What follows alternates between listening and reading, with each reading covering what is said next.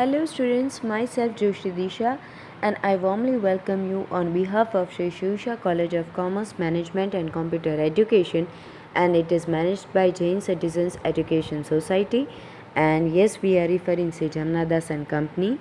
And dear students, today we are going to start unit number 3, that is inventory, cash and receivables management, right? So in that today we are going to discuss the first topic, that is inventory management, right? So inventory management, પહેલાં તો inventory એટલે આપણા માઇન્ડમાં સૌથી પહેલાં કઈ વસ્તુ આવે તો that is stock of goods, બરાબર. પછી value of raw materials, then consumables, spares, work in progress or process, finished goods and scrap, and which companies funds have been invested, બરાબર. કે જ્યાં કંપનીના ફંડ્સ છે એ ઇન્વેસ્ટ થયા હોય, બરાબર, એ જેટલી વેલ્યુ છે એને આપણે ઇન્વેન્ટરી એટલે સ્ટોક, એનું બીજું ફેમસ નામ, બરાબર, એના તરીકે આપણે એને ઓળખીએ છીએ, right. And inventory is very important અને ફાઇનાન્શિયલ મેનેજર છે એને તો બહુ વધારે ઇમ્પોર્ટન્સ છે એનું, બરાબર, because he need to control inventory, બરાબર. ઇન્વેન્ટરીનું કંટ્રોલ છે એ બી બહુ વધારે ઇમ્પોર્ટન્ટ છે, કારણ કે ઓછી ઇન્વેન્ટરી હોય તો બી તકલીફ છે અને એક્સેસ ઇન્વેન્ટરી હોય તો બી તકલીફ છે.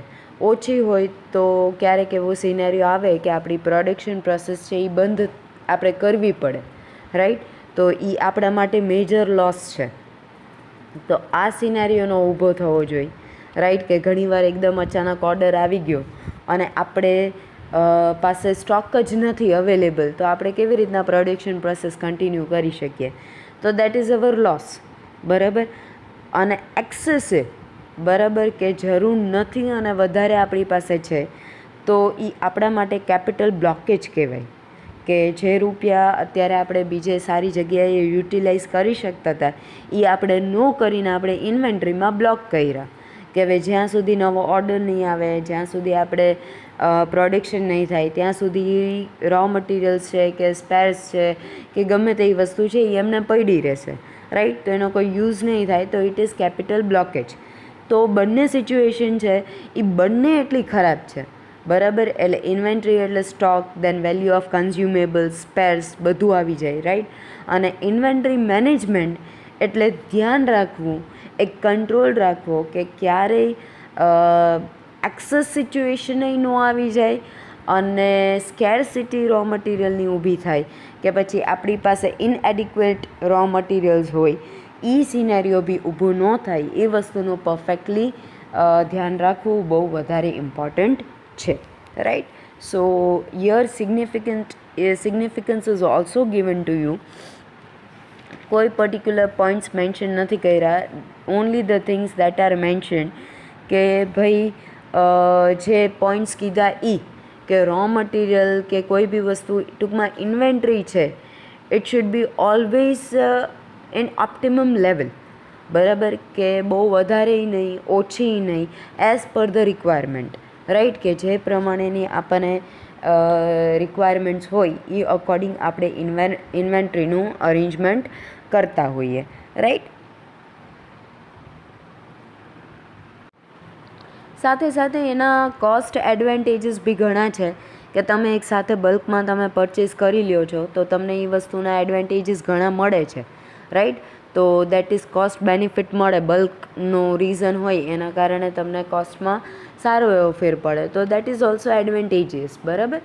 તો આ બધા રીઝન્સના કારણે એનું બહુ વધારે ઇમ્પોર્ટન્સ છે અને ઓબ્વિયસલી ઇન્વેન્ટરી વગર તો એક સ્ટેપે આગળ કોઈ પણ વસ્તુ ચાલવાની નથી, રાઈટ. તો ઇન્વેન્ટરી મેનેજમેન્ટનું તો બહુ વધારે ઇમ્પોર્ટન્સ રહેવાનું જ છે ઓલવેઝ, બરાબર, કારણ કે એના સિવાય તમે પ્રોડક્શન પ્રોસેસ તમારી કન્ટિન્યુ કરી શકવાના નથી. So for that reasons inventory management is very important. Now there are objectives of inventory management, right. So first one is to maintain a large size of inventory for efficient and smooth production and sales operation, કે large પ્રપોર્શનમાં તમે inventory રાખો કે જેના કારણે તમારી production process છે એ સ્મૂધલી અને efficiently ચાલે, બરાબર. Then to maintain a minimum investment in inventories to maximize profitability, બરાબર. મિનિમમ ઇન્વેસ્ટમેન્ટ હોવું જોઈએ ઇન્વેન્ટરીઝમાં કે જેના કારણે તમે પ્રોફિટેબિલિટી છે એ મેક્સિમાઇઝ કરી શકો. અને ઓપ્ટિમમ લેવલ ઓફ ઇન્વેસ્ટમેન્ટ રાખો, મેન્ટેન કરો, બરાબર. બે ડેન્જર પોઈન્ટ્સ છે કે એક તો એક્સેસિવ ન થઈ જવું જોઈએ અને બીજું ઇનએડિક્વેટ ન થવું જોઈએ, એટલે બહુ વધી બી ન જવું જોઈએ અને સાવ ઇન્વેન્ટરી લેવલ ઘટી બી ન જવું જોઈએ. It should be in a optimum level, right.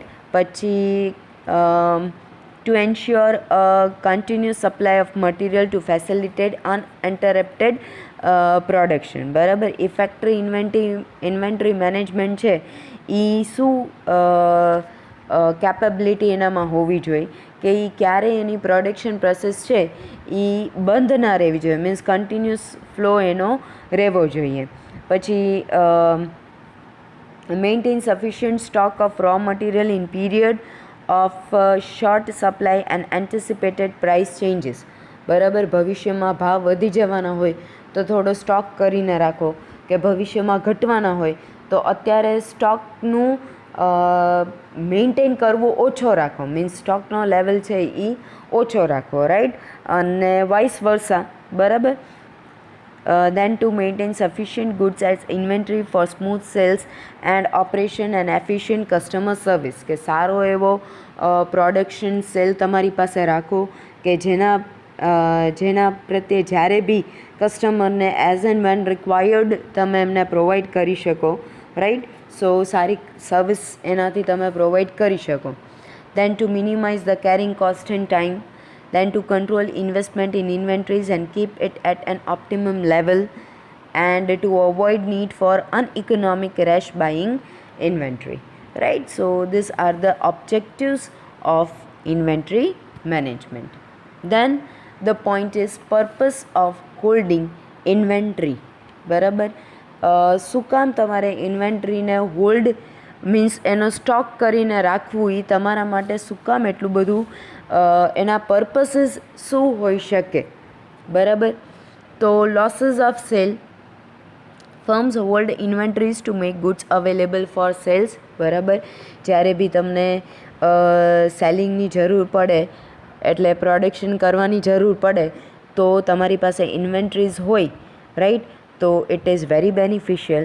And if customer need goods immediately તો firm should be able to supply. તો એના માટે ગમે ત્યારે એવી નેસેસિટી ઊભી થઈ જાય તો તમારી પાસે સ્ટોક પડ્યો હોય ત્યારે ઇન્વેન્ટરીઝનો, તો it is very beneficial. Then quantity discount, તો ઓબ્વિયસલી બલ્ક પરચેઝીસ હોય તો એના કારણે તમને કોસ્ટ બેનિફિટ થાય અને ઓલ ઓવર તમે કોસ્ટ ઓફ પ્રોડક્શન છે એ રિડ્યુસ કરી શકો. દેન ઓર્ડર કોસ્ટ, કે જેટલા અમુક આમાં છે ને ઓર્ડરના કોસ્ટિંગ હોય, ફિક્સ્ડ પ્રાઇસીસ હોય કે તમે ઓર્ડર આપો તો તમારે એ ફિક્સ્ડ પ્રાઇસીસ છે એ પે કરવાની થાય છે. તો ઇન શોર્ટ જેટલા નંબર ઓફ ઓર્ડર્સ ઓછા હોય એટલું તમારે ઓર્ડર કોસ્ટ છે એ ઓછી થાય. એટલે ટૂંકમાં એવી રીતના તમારે ઇન્વેન્ટરીનું મેનેજમેન્ટ કરવાનું કે જેના કારણે વારાઘડી એમ કે અત્યારે આટલા મંગાવ્યા વળી પાછું કંઈક થાય તો એમ કે અરે યાર ત્યારે થોડુંક મંગાવી લીધું હતો, એવી રીતના નહીં. બધી વસ્તુને પ્રેડિક્ટ કરીને ઓર્ડર આપો કે જેના કારણે નંબર ઓફ ઓર્ડર્સ છે એ વધી ન જાય અને એના કારણે ઓર્ડર કોસ્ટ છે એ વધી ન જાય. તો આ એક વસ્તુ ધ્યાનમાં લેવાની હોય છે. Then efficient production runs, obviously inventories are help to achieve efficient production runs. Inventory વગર બધું નકામું, એટલે ક્યારેય પ્રોડક્શન પ્રોસેસ બંધ ન થાય, એ સ્મૂધલી ચાલે એનું એશ્યોરન્સ રાખવાનું રહે છે.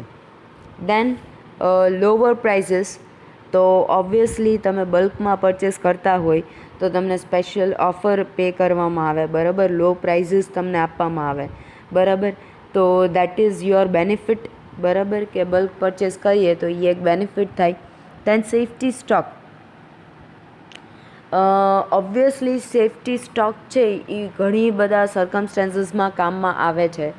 કે ક્યારેક એવું થાય કે આપણે ઓર્ડર આપ્યો હોય પણ સામેવાળી વ્યક્તિ ન આપી શકે, કે પછી બીજા ઘણા બધા રીઝન્સ છે કે ભાઈ જો આ કોરોનાની સિચ્યુએશન આવી ગઈ, કે કોઈ નેચરલ કેલેમિટીઝ આવી જાય, કે બીજું કોઈ બી XYZ રીઝન અફેક્ટ કરી જાય કે જેના કારણે તમારે ઓર્ડર તમે મંગાવ્યો તો એ તમને મળ્યો નહીં, તો આપણી પાસે સેફ્ટી સ્ટોક હોય તો ઇટ ઇઝ અવર એસેટ, કે એવા જ્યારે અનફોર્સિન સર્કમસ્ટેન્સીસ આવી જાય ત્યારે સેફ્ટી સ્ટોક છે એ આપણને બહુ વધારે કામમાં આવે છે. Then specific customer order. If the specific order of the customer is not supplied due to stock out of ancillary or supporting components, there is the risk of annoying consumers. બરાબર, erosion of goodwill and image. કે specific order તમને મળ્યો હોય અને એ તમારી પાસે inventory નથી, એના કારણે તમે પ્રોડક્શન ન કરી શક્યા અને તમે સપ્લાય ન કરી શક્યા, તો એ એક બહુ નેગેટિવ ઇમ્પેક્ટ કરે છે તમારા કસ્ટમર્સના માઇન્ડમાં, કે તમારી ગુડવિલને ઇફેક્ટ કરે છે, તમારી ઇમેજને ઇફેક્ટ કરે છે. દેન seasonal cells requirement.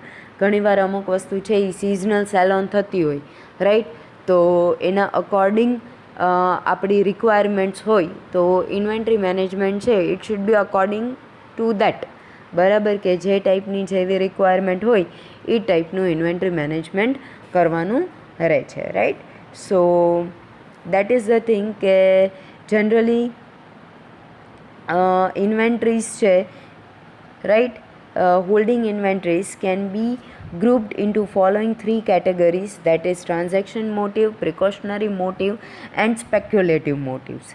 So inventories kept with the transaction motive, right, helps smooth production and sales. Inventories held with precautionary motive protect the firm against the risk of uncertainty about demand, supply and other related factors. And inventory held with speculative motive benefit the firm due to price fluctuation and changes in demand and supply. તો transaction motive એટલે તમારું smoothly તમારું production નહીં ચાલે એના માટે છે. Precautionary એટલે ગમે ત્યારે અનફોર્સિન સર્કમસ્ટેન્સીસ ઊભા થઈ જાય તો ત્યારે ઇન્વેન્ટરી કામ આવે એના માટે છે. અને સ્પેક્યુલેટિવ મોટિવ એટલે ગમે ત્યારે ફ્યુચરમાં ભાવ વધે કે ઘટે તો એ અકોર્ડિંગ આપણે ઇન્વેન્ટરી લેવલ આપણું રાખીએ, that is speculative motive, right. So this is all about today's session. Thank you dear students.